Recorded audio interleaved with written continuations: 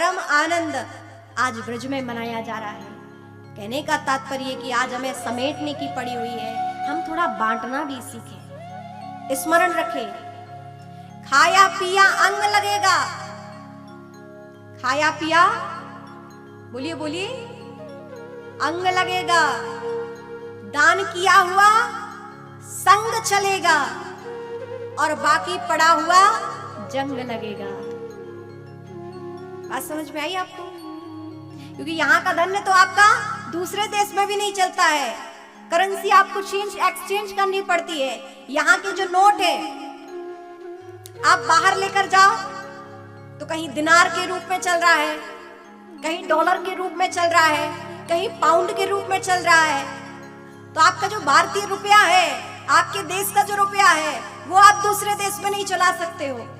वहां आपको currency exchange करनी पड़ती है। वहां के आपको पहले अपने जमा करना पड़ेगा रुपए जो आपने यहाँ कमाए हैं, वहां पर वो अपने देश के रुपए देंगे तब आप कुछ खरीद सकते हो। तो आप समझिए कि आपकी मेहनत की हुए धन यहाँ पर, आप यहीं का धन, इसी जगत का धन आप इसी जगत के किसी देश में नहीं चला सकते। तो आप यहाँ से अंत जो आपको जाना है वहां कैसे चलेगा?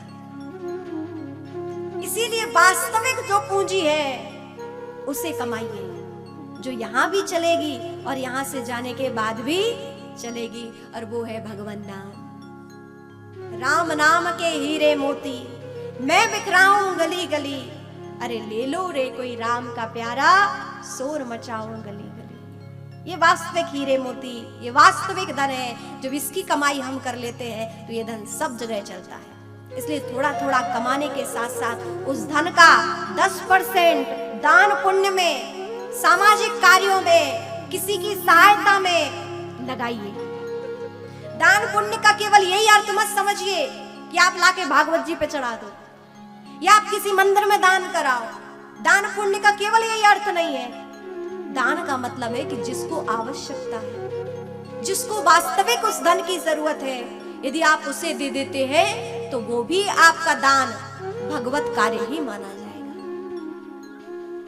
और वो दान, उस सहायता की आवश्यकता, आप देखें कि कोई ऐसा ही नहीं कि चलते फिरते किसी को भी आप दे रहे हो। अच्छी बात है, आपका धन है, आप दे सकते हैं, लेकिन जो वास्तविक अधिकारी है आप उसे देते हैं तो आप परम पुण्यशाली बनते हैं। उस धन की सार्थकता होती है।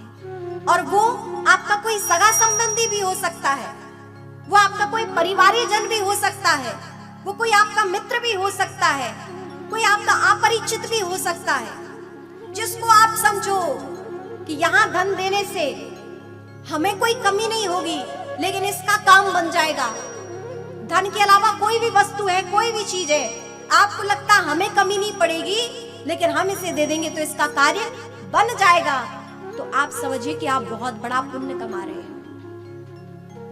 आपके पास 100 रुपए हैं, 100 रुपए से आपका काम चल रहा है, लेकिन आप देख रहे हो कि यदि हम 5 रुपए किसी को सहायता के रूप में दे रहे हैं, हमें बहुत कोई कमी नहीं पड़ने वाली 5 रुपए से, लेकिन 5 रुपए इसे मिल जाएंगे तो उसके लिए बहुत महत्वपूर्ण है, उसका कार्य बन जाएगा। और ऐसी जगह आप अपने धन में से उसे दान दे देते हो तो आप परम पुण्य का कार्य कर रहे हो। ये आपका सार्थक लग रहा है धन, एक उदाहरणार्थ है, लेकिन आप समझिए कि वास्तविक जहां आपके धन का सफल हो रहा है वहां दान दीजिए।